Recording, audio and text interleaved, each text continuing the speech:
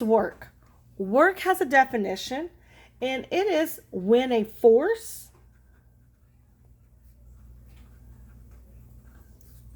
acts on an object to cause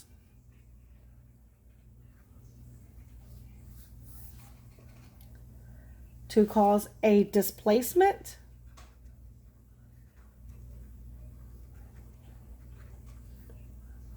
of the object. Okay? Now it says here there are two key ingredients to this word work. Okay? Number one is force, and number two is displacement.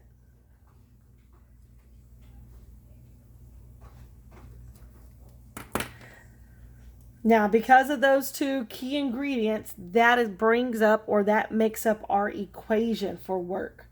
So, in order for a force to qualify to have done work on an object, there must be a displacement and the force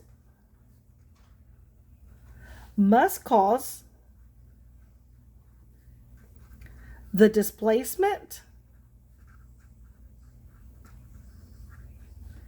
in the same direction. Alrighty. So let's go ahead and let's go through a few examples. So maybe this sentence would make a little bit more sense. First one here. And at first, if you're having problems, I'm going to suggest to draw vector arrows to go along with this. A horse is pulling a plow through the field. Okay, so if I'm going to draw vector arrows, first thing I'm going to do is draw an arrow of the horse moving. And he's pulling a plow through the field. In what direction is that plow moving? So the force of the horse is moving in this direction. The plow is right behind it, moving as well in the same direction. So was work done in this situation? Yes, work was done. Okay? Give me a little bit of time to explain it in class, and I think it'll be a little bit more clearer then. A father pushes a grocery cart down the aisle of a grocery store. So the grocery cart is moving in this direction, but the force from the father when he pushed it was also in this direction. If both arrows are in the same direction, then yes, work was done from the father to the grocery cart. A freshman is lifting a backpack full of books upon her shoulder. Now, if she's going to pull the backpack up onto her shoulder, then that means that the backpack is going to move in that direction.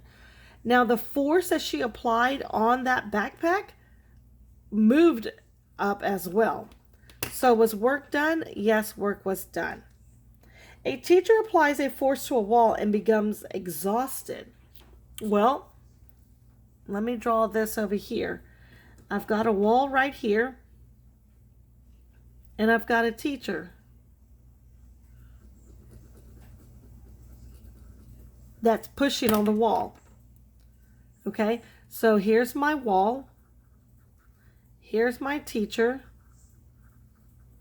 And the teacher is applying a force this direction on the wall.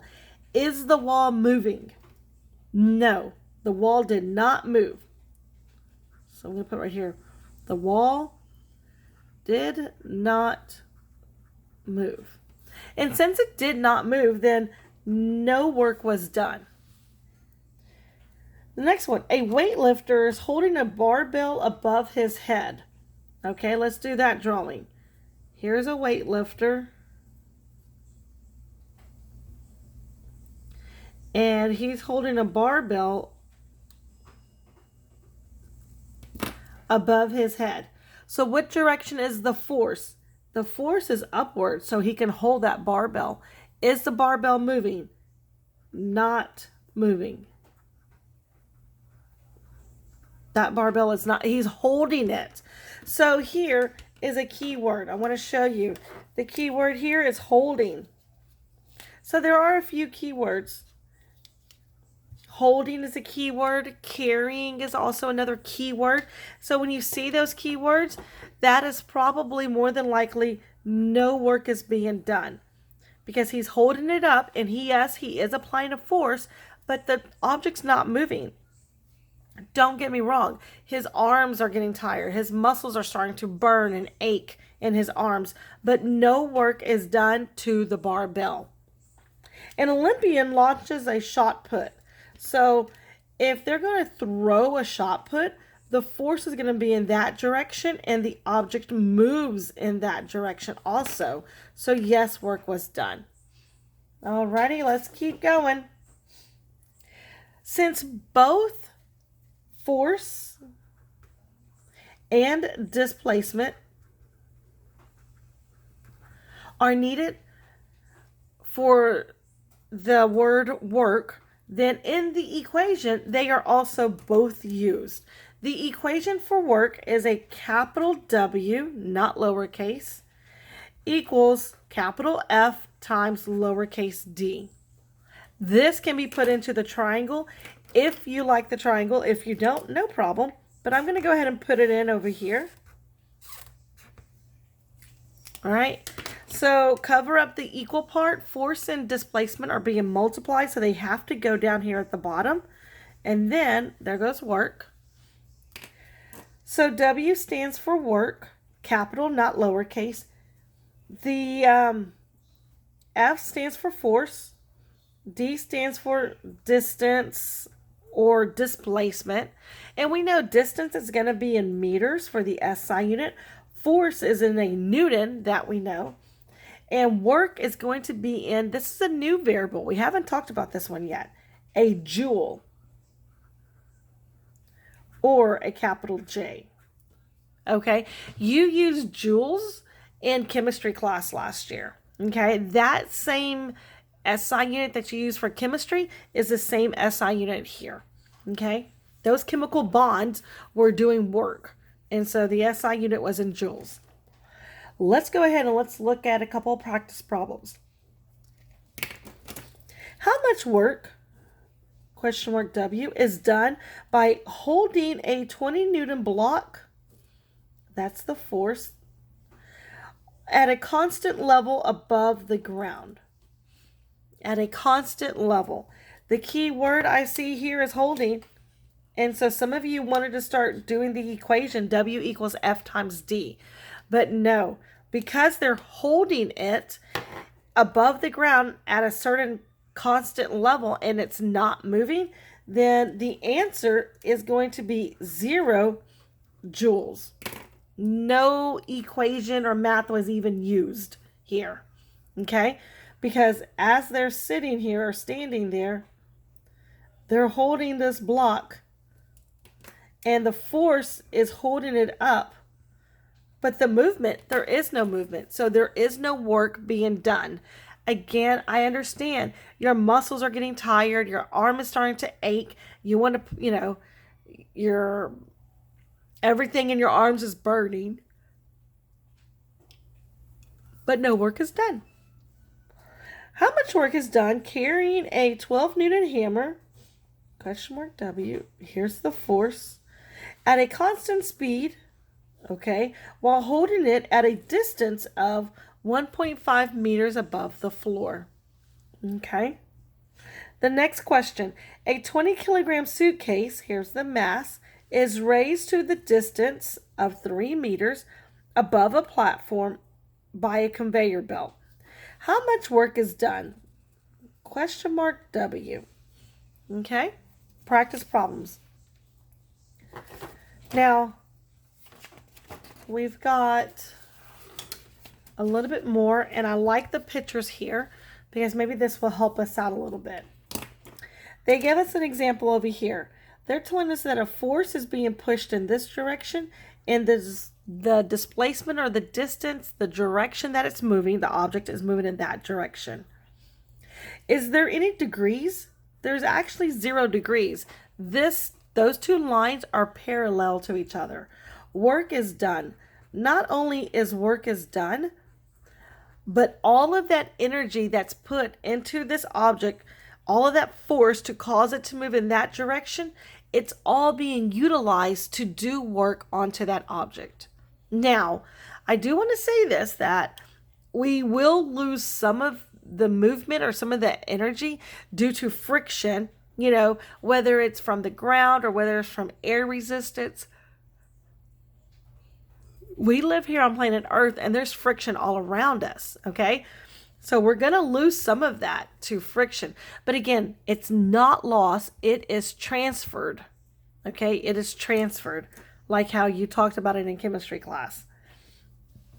Now, let's look at this. My displacement is in one direction, but the actual force or movement is in the opposite direction. They call this at 180 degrees, right? My arrow's this way and the other one's all the way the other direction. 180 degrees are opposite of each other. We actually call this negative work. Is there any examples that you can think of where negative work can occur? If not, we'll talk about that in class. If you have any, please bring them up in class. That would be great to hear it. The next one is the displacement is in this direction, but the force is this direction. Between those two arrows, they actually form a 90-degree angle, and in this case, no work is done. And I think I gave you a couple of key words, so I'm going to say right here, key words would be holding, would be carrying, right? So holding it, or you're going to carry it. Those are definitely some key words. I'm sorry, that are there indicating that no work is done. Yes, there is force being applied, but no work is being done to the object. Why is that? Because the force and the displacement must be in the same direction. Kind of like if you kick a soccer ball. If you kick a soccer ball forward, you expect it to go forward and it's going to move forward. Then work was done to the soccer ball because you moved it this direction. That was the direction of the force and it moved that direction. So work was done to the soccer ball. Okay. So they want to look at or talk about this waiter. And that's from the previous page, actually. Here he is right here. It says a waiter is carrying a full tray of meals above his head by one arm straight across the room at a constant speed. So there he is holding it. The question is, which direction is force acting on the tray? Well, force is acting up. It's holding it up. Over here. The force is holding that tray up. The next question here says, well, which direction is the tray moving or displaced? Some of us may want to say, let's look. Side to side, right or left, but let's actually look at the picture. Look at the arrow or the displacement. It is actually moving to the left. So let's go ahead and go over here and put left. Is work done on the tray when the waiter is, here's the key word again, carrying it to the table? No. Why not? Why? Because the force and displacement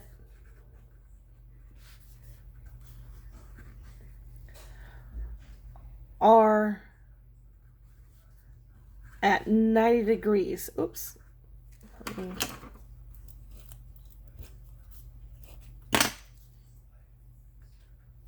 They're at 90 degrees to each other. So no work was done to the tray. The waiter, his arms are probably tired.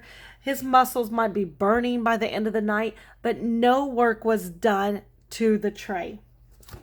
Ready? Next question. Well, in this example, when that waiter is there, when would work have been done on the tray? Okay, so let's definitely talk about that. And let's come up with some examples of when work was done onto the tray. Okay, think of some because when we have class, we need to go through this. At that time, that's when you need to raise your hand and ask questions, and we need to go over things so that way you can actually understand it. Because once you leave the class, it's may not be really quick before I can get to you. I will try to, but you may have those questions later on. It's like, oh, I should have asked in class. Okay, so ask me in class. Let's come over here and let's talk about work a little bit more. Okay, work being done.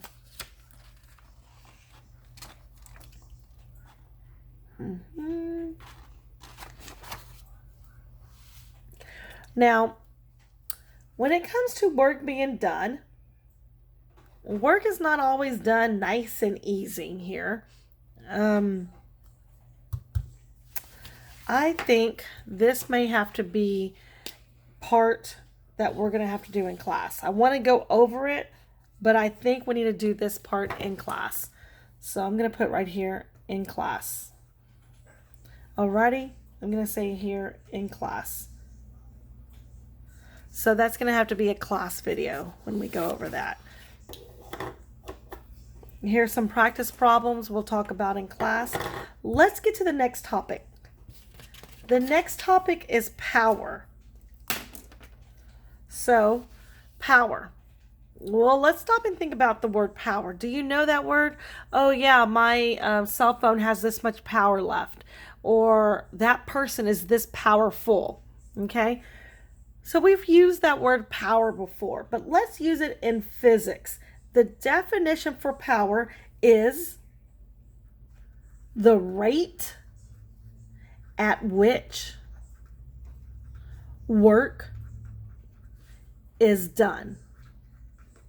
The rate at which work is done. Now, let's go back. I know we talked about that word rate. Do you recall what that word rate means?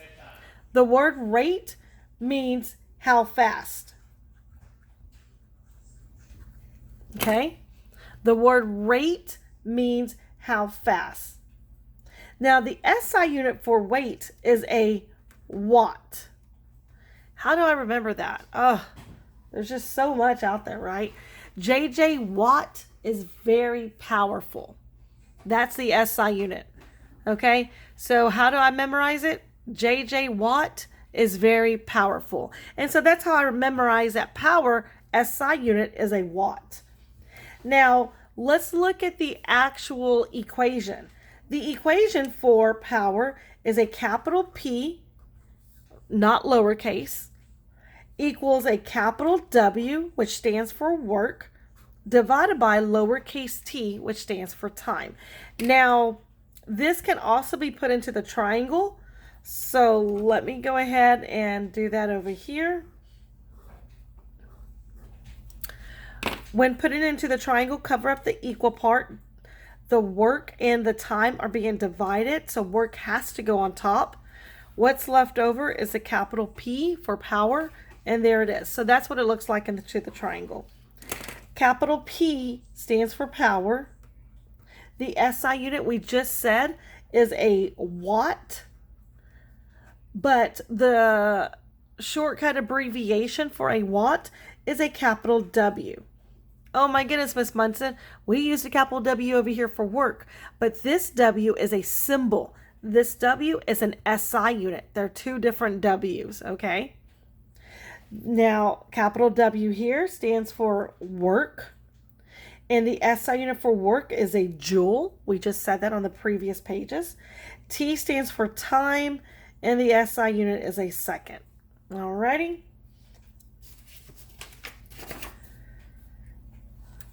So let's go ahead and get through this part. Consider the following problem. Okay? Let's read this one, and I think this might be one that we might need to talk about in class a little bit. Sally and Annie have to push 5 boxes each, okay, with a combined force of 15 newtons for to the conveyor belt that's 16 meters away. Annie moves 2 boxes, goes to the Uh, did it get turned on? Oh, or did it get? This kind of got messed up. Goes to the water fountain. I'm sorry, it got cut off over here. Water fountain.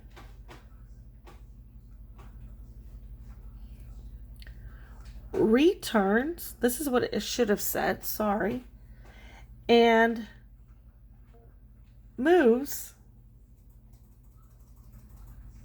the 3 boxes. So she does 2. She takes a water break, and then she moves 3.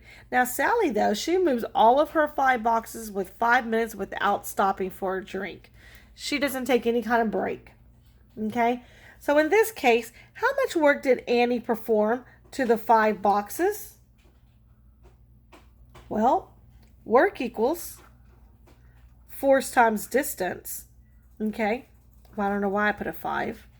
Force times distance. What was the force? 15 newtons. What was the distance? 16 meters. So work is 15 times 16, which is 240 joules of work is what Annie performed. Now, how much work did Sally perform? Well, work is force times distance. And Sally did the same. She did 5 boxes, which is 15 newtons for all 5 boxes. And she moved them to distance of 16 meters, so she did 240 joules. So she did the same work, the same amount of work as Annie did. But the question says, who did more work? Sally or Annie, and why? They did the same. They did the same amount of work because they both moved 5 boxes at the same distance. Alrighty. Now we're still talking about those girls, okay? So let's come back over here. Now, if they both did the same work, which yes, we agreed and said that, but one can do it faster than the other, that would make Sally more powerful worker because she does the same amount of work, but she does it in less time. And work has nothing to do with the amount of time, right? So the equation for work is force times distance. It has nothing to do with the actual amount of time. That is that this force acts to cause the displacement. Sometimes the work is done very quickly, and other times the work is done rather slowly. That is how powerful the object is, or how powerful the person is. Okay? Now, all machines here are typically described by what we call a power rating. Okay?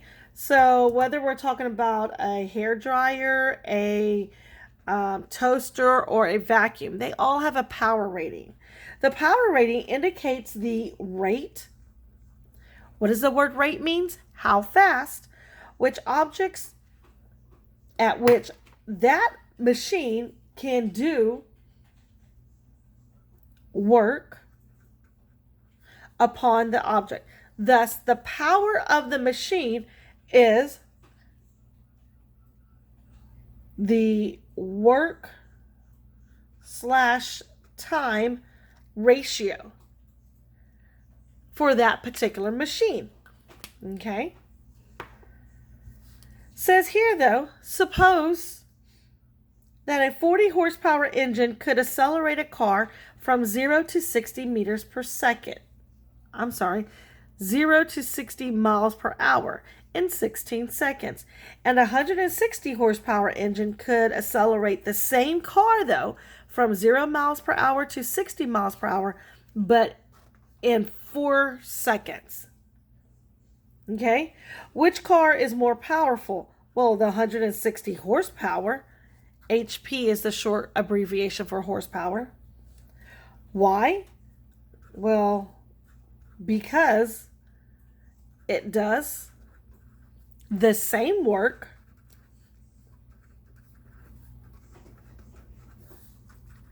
but faster.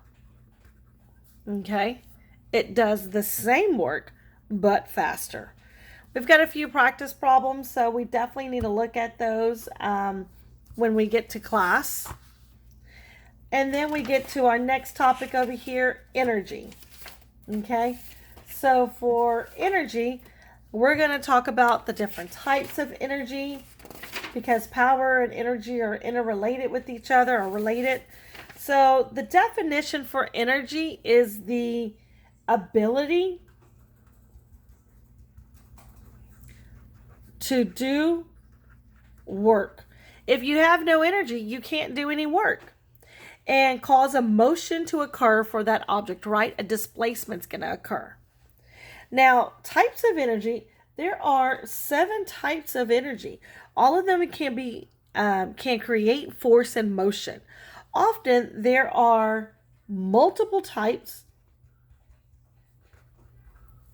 of energy present at the same time. Energy now can be converted from one type to another.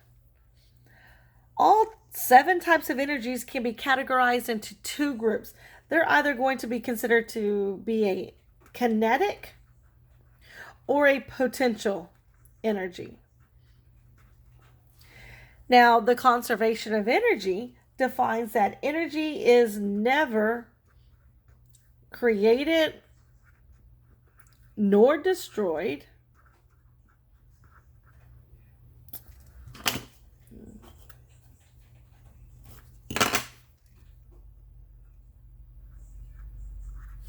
just transformed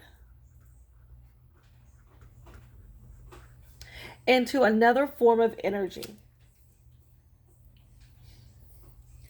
So the energy before equals the energy after.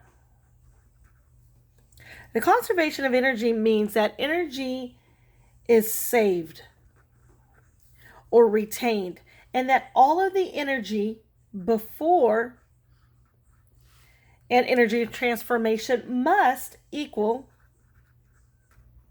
all of the energy after. The law of conservation of energy means that the total amount of energy in the universe remains constant. So here are 7 types of energy. We've got thermal energy. We've got mechanical energy. We've got nuclear energy. We've got chemical energy.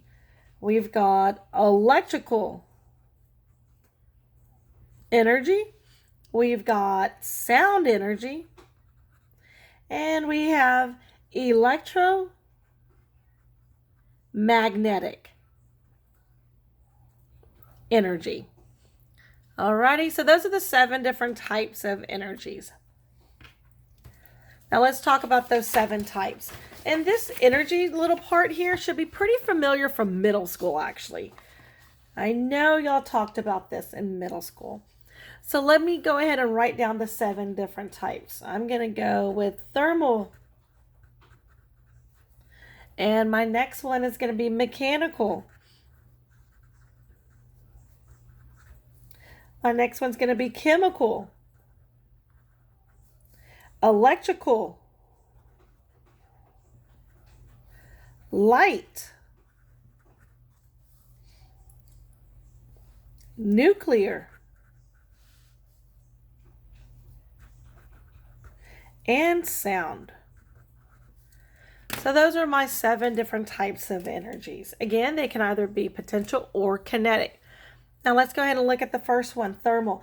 Thermal energy is actually heat energy, a product of most other forms of energy. It can be created by friction. Mechanical energy is any kind of kinetic energy due to the objects moving. All right. The next one is going to be, and actually, mechanical energy is the combination of kinetic and potential added together. Okay? Kinetic and potential added together. It's the total mechanical energy. And we're going to have an equation over mechanical energy in our notes. Chemical energy is stored in chemical bonds. All right. Electrical energy is energy of moving electrons.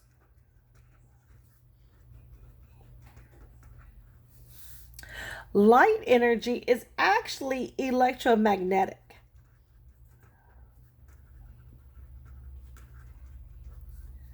Radiation. And I know y'all talked about that in chemistry class last year. There are 7 different types of electromagnetic radiation. Even though we use the word radiation, it's not all bad, okay? Because light from a light bulb is considered to be radiation, but it's not bad. You're not going to get cancer from a light bulb, okay? Nuclear energy is energy from nuclear reactors or reactions. This is radiation. This is the bad one, right? Nuclear fission and fusion. Sound energy, it says here, sound energy is the energy produced by sound vibrations as they travel through the air, water, or any other solid material. But there has to be some kind of material there for sound to travel. If there is no material, then sound cannot travel. Alrighty, so identify what type of energy is present. Well, a ball that hits a bat is, I agree, kinetic energy. And because it's kinetic energy or motion that's occurring or moving, we call that mechanical. Gasoline is chemical. Used to run the alarm clock. Well, that's electrical. I got to plug that in. Hot stove is thermal. Uranium from reactors, nuclear. Light given off by a flashlight, electromagnetic.